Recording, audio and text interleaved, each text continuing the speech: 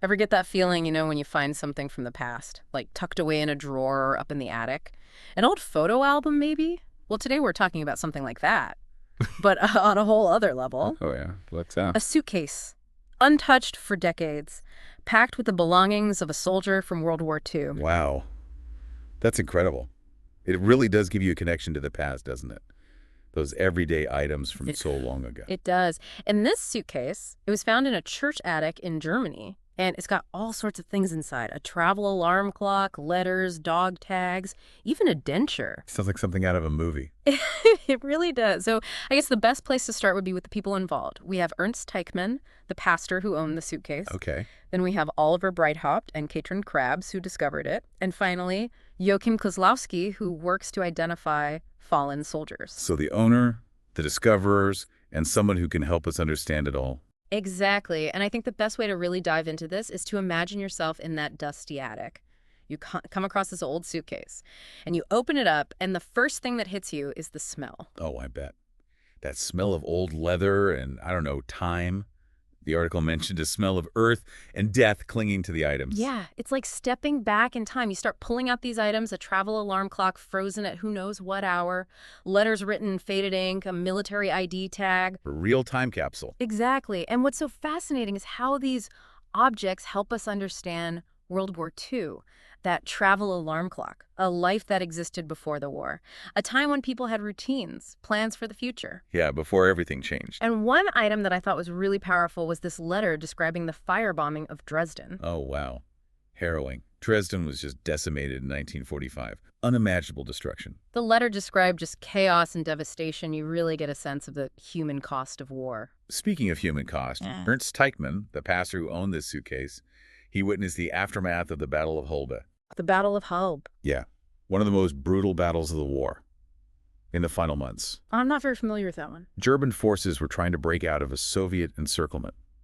Tens of thousands of soldiers died, both German and Soviet.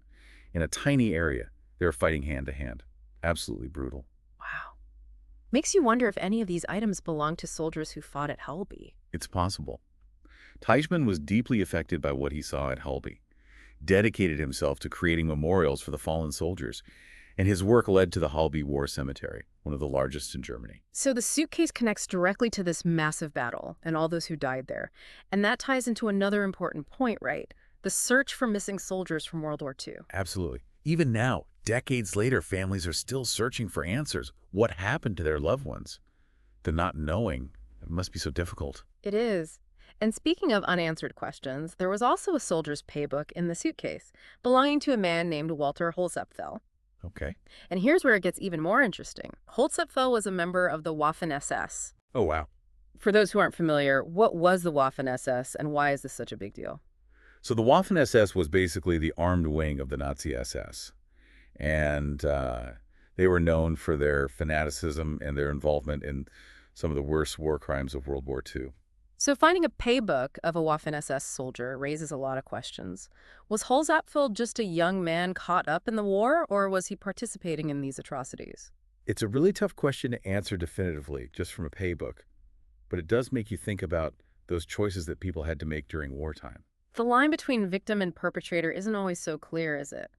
And to make things even more complicated, Holzapfel's identification tag was also found, but it was broken in half. Almost like it's symbolizing the missing pieces of his life and the lives of so many others. The article mentioned that the German War Graves Commission received something like 35,000 inquiries each year from families searching for missing relatives. It's really powerful to think that this one suitcase could hold some of those answers. It is. It's a reminder that even the smallest things can unlock someone's past and bring closure to families after all these years. 35,000 inquiries every year. It's really incredible when you think about it. It is a testament to the lasting impact of the war. And it really underscores the importance of the work that people like Joachim Kozlowski are doing. Kozlowski. Yeah, he's with the Brandenburg War Graves Commission. Yeah. They have this incredibly difficult job, right? They're often starting with just a bone fragment or a tattered tag, trying to identify these soldiers. It's like solving a puzzle with incredibly high stakes. The article talks about this burial site near Silo. They found the remains of soldiers who had been lying there undisturbed for almost 80 years. Wow. That's incredible. Were they able to identify any of them? Some of them had tags, which was pretty amazing for their families, but a lot of them had no clues, no way to know who they were. It makes you think about the scale of this tragedy. So many lives lost. It does. And it makes you wonder about that denture from Pastor Teichmann's suitcase. Could it belong to one of the unknown soldiers buried at Hulby? It's definitely possible. We're talking about the Halby Cemetery, right? It's huge. Over 40,000 soldiers buried there, from all different nationalities. But a lot of those graves are unmarked. And as time goes on, it just gets harder and harder to identify them right. Fewer people who remember them, fewer people searching for those answers. A race against time. It makes you realize that this suitcase, it's more than just belongings. It's about hopes and memories, families who are still waiting.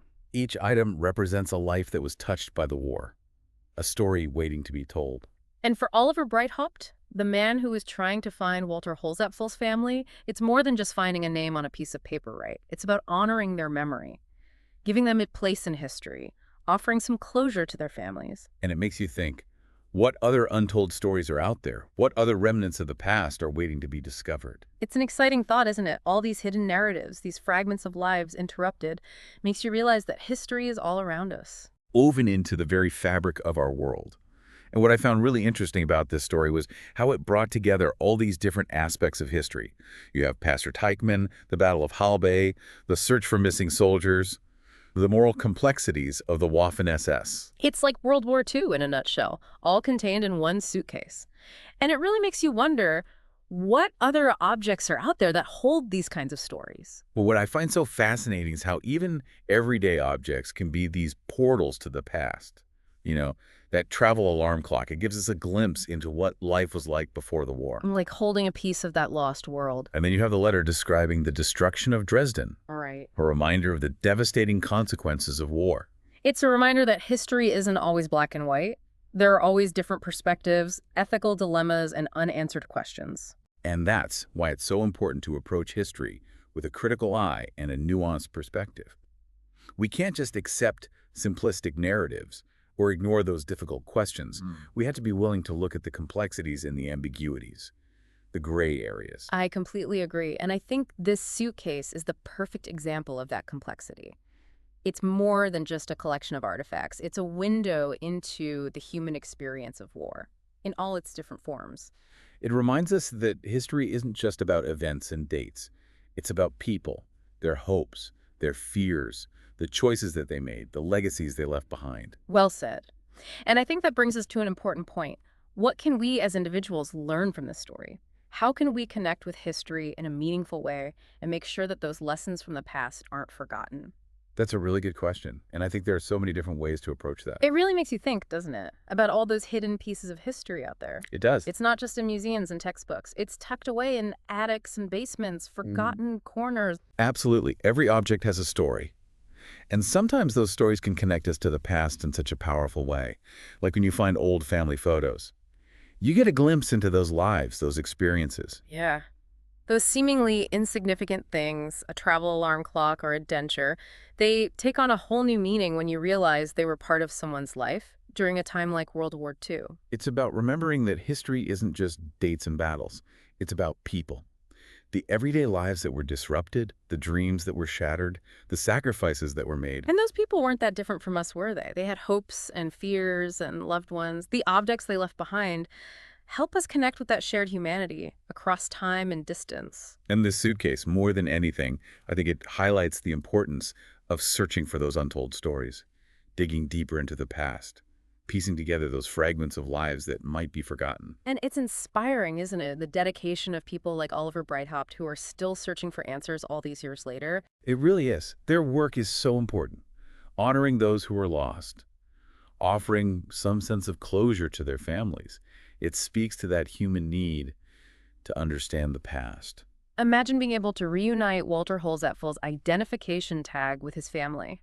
That single object, broken but not forgotten, could bring peace after all these years. It just shows how powerful even small acts of remembrance can be, and how important it is to preserve those artifacts from the past, no matter how small they might seem. Each one holds a piece of the puzzle, a clue to understanding the past. And together they paint a more complete picture of history. As we wrap up today, I keep thinking about how we can connect with history in our own lives. It doesn't have to be some big discovery like a forgotten suitcase. It can be something as simple as talking to your grandparents about their childhoods. Right. Or looking at old family photos, Yeah. researching your family tree. History isn't just something we read about in books, is it? It's part of who we are. It's in our family stories and the communities where we live. Exactly. And by exploring those personal connections, we can gain a much deeper appreciation for how we got here and for the legacies we carry with us. So I guess the challenge for everyone listening today is to think about your own connection to history. What stories have been passed down in your family? What objects hold meaning for you? What can you learn from the past that will help you in the present? And remember, history isn't just about what happened. It's about why it happened and what it means for us today. By taking the time to think critically about the past, we can gain some really valuable insights into the human condition and our place in this world. Well said. I think that's a great place to leave it for today. Everyone, keep exploring, keep questioning, and you never know what amazing things you might discover about the past. That's right.